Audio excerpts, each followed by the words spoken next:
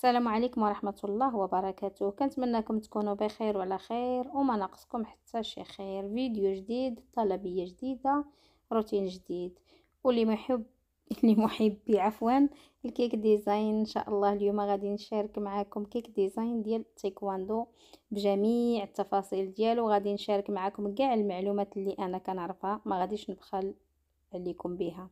فإلا كنتو ما مشتركينش في القناه ديالي كنقول لكم مرحبا ومية الف مرحبا، اشتركوا وفعلوا زر الجرس باش يوصلكم دائما الجديد ديال الفيديوهات ديالي. وإلا كنتو مشتركين دعموني باللايكات والتعاليق ديالكم. باش ما نطولش عليكم، على بركه الله غادي نبداو. بالنسبه للمقادير والطريقه ديال التحضير، غادي نبدا بالجينواز. انا هنايا عندي 5 ديال البيضات. غادي نفرق الابيض على الصفر، ونحاولوا ما امكن ما تطيح لنا حتى شي قطره ديال الصفر مع الابيض. من بعد غادي ندير معاه واحد الخنيشه ديال الفاني، تقدروا ديروا جوج، تقدروا ديروا وحده ولا جوج اللي بغيتو، ودائما رشيشه ديال الملحه. وغادي نبدا كنضربو صافي. ان فوا كنشوفوا كتخرج منه بحال هاد الفقاعات اولا هاد الرغوه، غادي نبدا كنزيد السكر شويه بشويه. بالنسبه ليا السكر درت 190 غرام، 5 ديال البيضات، 190 غرام ديال السكر، و190 غرام ديال الطحين. بطبيعه الحال بالنسبه للمقادير انا غادي نخليهم لكم مكتوبين في صندوق الوصف. كما كتشوفوا غادي نبقى كنخوي شويه بشويه ديال السكر وانا كنضرب حتى نكمل الكميه كامله، اولا حتى نحصلوا على البلونييج ولا بياض الثلج. هاد العمليه كتستغرق ما بين 5 و 6 ديال الدقائق.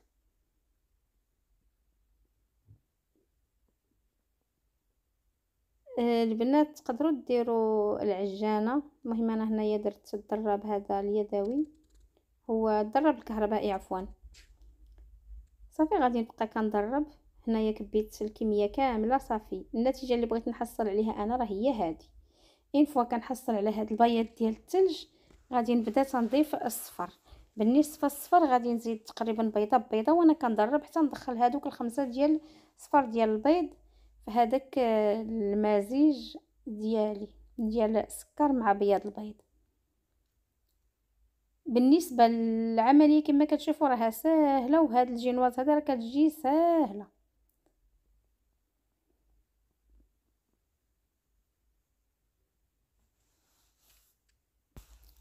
صافي غادي نزيد اخر صفر ديال البيض. انا هنا راه ما بقيتش كنخفق بدرجه السرعه عاليه، ملي بديت كنزيد صفر ديال البيض نقصت السرعه.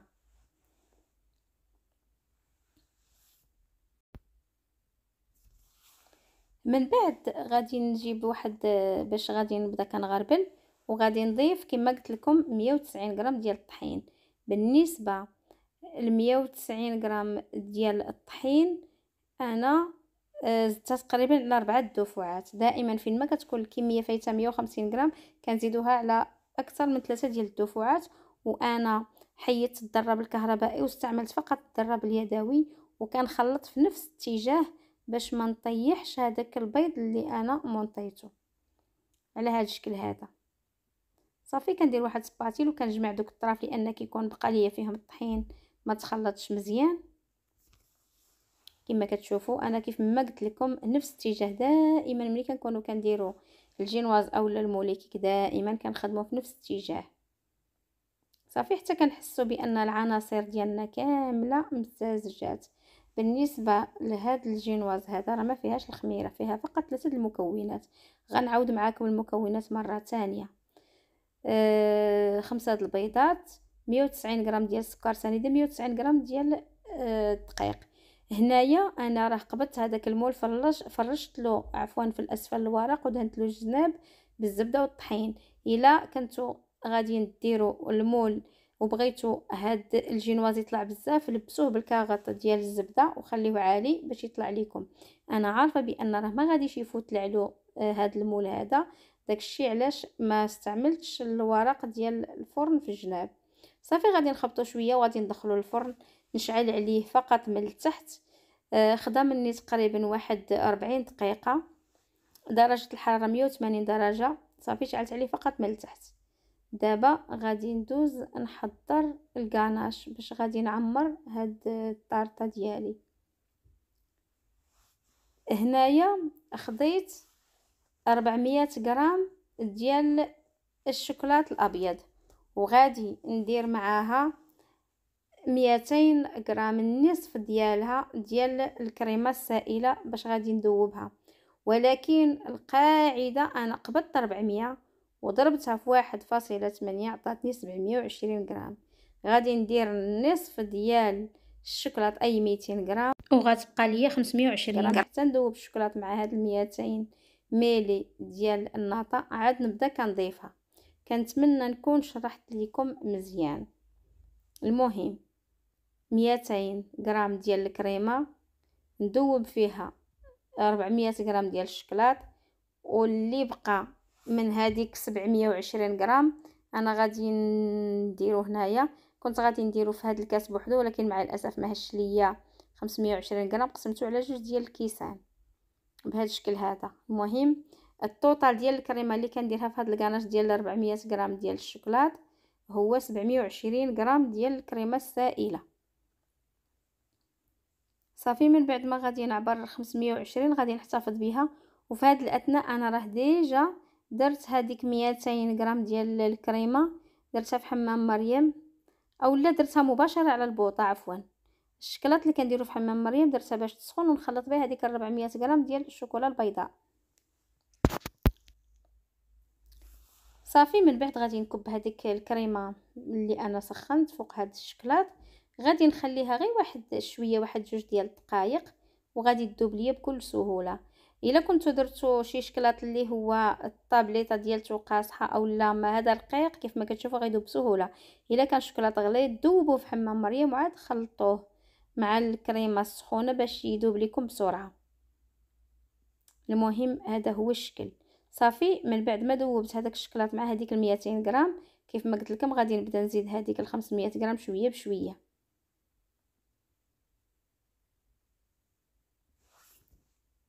انا زدت الكاس الاول وباقي عندي الكاس الثاني غادي نزيدو وانا كنخلط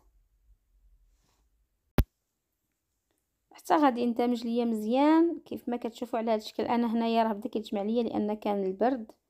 غادي نغطيه بواحد الكاغطه ديال السلوفان يكون ملامس ليه، وغادي نديرو في الثلاجه نحتفظ به على الاقل واحد 6 ديال الساعات اولا من الاحسن ليله كامله.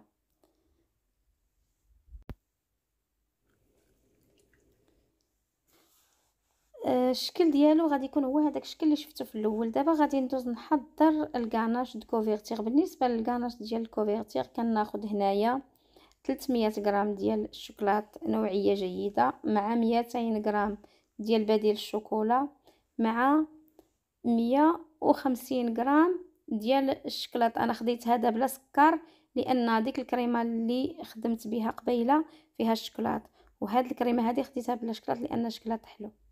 كيف ما قلت لكم انا خديت 500 غرام عفوا ديال الشوكولات اللي ما بين بديل الشوكولا مع شوكولا غيش، وغادي نزيد عليها.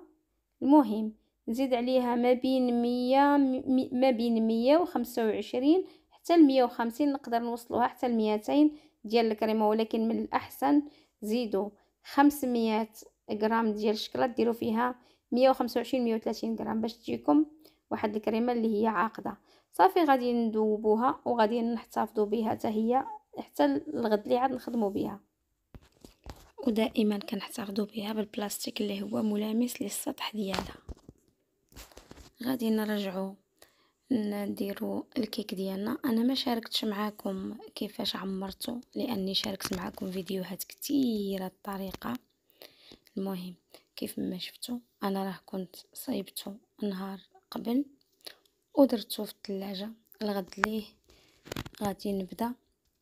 اول حاجه كنبدا بها غادي ندير هذاك الكاناش كوفرتير اللي كنت خدمته بالشوكولات الابيض والكريمه، واللي درت 500 غرام ديال الشوكولات ابيض مع كيف ما قلت لكم 125 130 ديال الكريمه السائله. غادي نبدا كنليسيه على هذا الشكل هذا. المهم انا غادي نستمر حتى غادي نليسيه كامل. المهم من بعد ما كان ندوز بسباتولا هاد الكاناش دو كوفرتير، كندير سباتولا هذيك الطويله باش كنليسيه من الجناب، باش منين نحطو عليه العجينه ديال السكر يكون عنده واحد الشكل ما ديفورماش لينا، ويكون عندنا شي تموجات في العجينه ديال السكر. المهم كيف ما كتشوفوا انا على هاد الشكل هذا فينيتو بالكاناش دو كوفرتير. من بعد غادي نجيبو العجينه ديال السكر. العجينه ديال السكر انا صراحه ما كنصاوبش، انا كنشريها واجده. انا غادي نوريكم لومبالاج اللي كنخدم به هو هذا، وكنشريها من لاباج ديال ماريا لوناريو. غادي نخدمها شويه، الا كانت قاصحه ديروها في الميكرووند تذوب واحد شويه، فقط واحد بعض الثواني.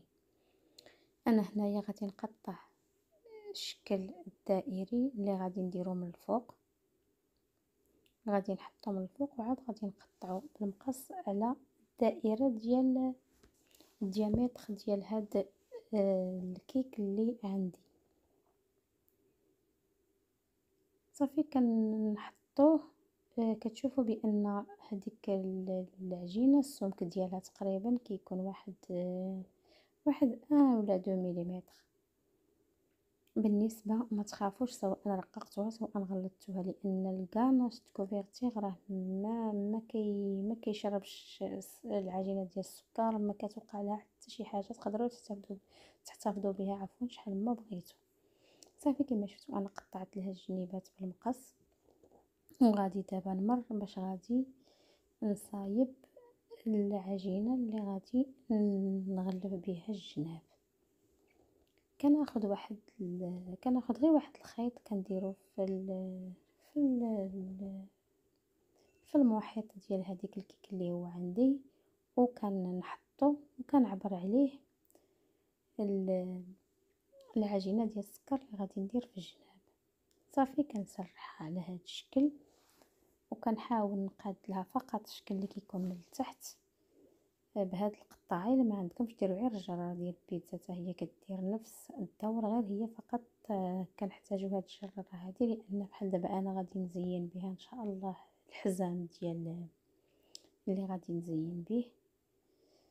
صافي كندوز هذيك العجينه اللي بالجناب وكنبقى كنخدمها على هاد الشكل حتى كنلصقها. كياخذ معايا شويه الوقت، ولكن اي حاجه كنبغيو نتقنوها راه كتحتاج واحد المجهود.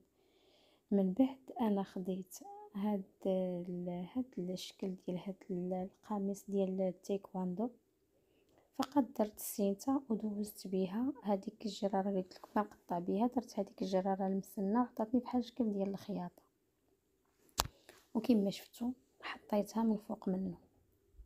من بعد غادي نجيب هاد العجينه هذه اللي اللون ديالها اسود. انا هنايا راه مع كنخدم بميصينه كندير سطح الارض ميصينه شويه صبغات ليا في هاد العجينه ديال السكر هذه الكحله، ولكن عاوتاني درتها في الميكرووند ذوبتها شويه وعاود قطعتها كيف ما شفتوا على هاد الشكيلات. ما شاركت معكم التقطيع لان ساهله كيف. صافي درتها سرعتها وقطعتها، وهاد الشكيلات هادو كانوا هما اللي صيفطوا لي في التصويره ديال هاد الكيك ديال التايكواندو اللي مولاتها بغاتها. حطيت هاد اللون الاسود على الكيك ديالي، ومن بعد غادي ندوز باش نكمل الطريقه ديال التزيين ديالته. بالنسبه للحزام كان اللون ديالو اصفر، انا خلطت اللون الاصفر مع اللون البرتقالي باش عطاني هذا اللون، لان اللون الاصفر عطاني واحد اللون اللي ماشي هو اللون اللي انا كنت بغيته. فقط قبضت البرتقالي مع الاصفر لونت بهم عجينه السكر وعطاوني هذا الشكل. وكيف ما سبق وقلت لكم هاد القطعه هذه راها موجوده، انا شريتها من المغرب وحتى راها كاينه موجوده في شين، كاينه في امازون، كاينه في كلشي. صافي كنسرحها، كنقطع لها الجنيبات، كنقادها صافي. وكنبقى هي ملي هي فيها تقريبا شي 4 ديال الريوس. ملي كتبغيو تقطعوا بها كديروا الراس ديال التقطاع، وملي كتبغيو ديروا شكل ديال الخياط كديروا ديك الرويصات اللي كيكونوا مسنين.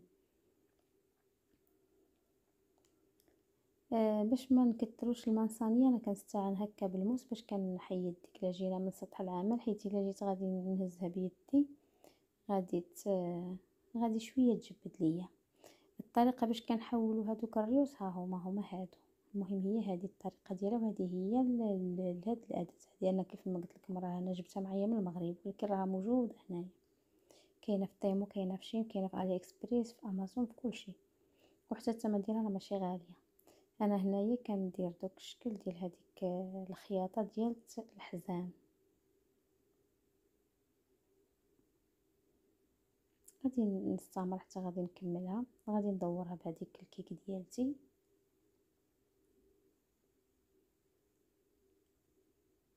البلايص اللي ما كانوش عندي فيهم هذيك الشكل ديال الخيط انا كنديرهم صافي وكنعقدها على هذا الشكل. بالنسبه للتلصاق انا كيف ما كتشوفوا راه حطيت الاشكال هي الاولى، ومن بعد من غادي نسالي انا هنايا لصقت بالناباج كاع الاشكال، لصقتهم بالناباج. بالنسبه للحزام اللي طلبت لي مولاتو كان فيه هذا اللون الاخضر، ولكن راه مع من بعد ما غاديش نخلي هاد السينتا هادي، غادي نعاود نحولها وغادي ندير شعار ديال النادي اللي كيلعب فيه الابن ديالها. بالنسبه خديت عاود هاد الملون الازرق، لونت به عجينه السكر، والاحمر لونت به هذا، درته على هذا الشكل كيف ما كتشوفوا،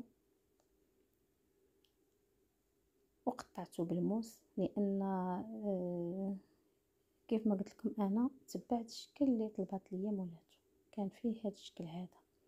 هنا راه كنت مازال ما لصقت. انا ملي غادي نسالي صافي كيف ما كتشوفوا الحزام هذاك هو الشعار ديالو. حولت ديك الخضره ودرت داك الشعار وكتبت السميه ديال الكلوب. هانا هذه السميه ديال الكلوب. وكان هذا هو الشكل النهائي ديال الكيك ديزاين ديالي. بالنسبه لهذا التوبر هذا انا امبريميتو وقطعته ولصقته في واحد باليتو ديال بينشيتوس ودرته في الوسط.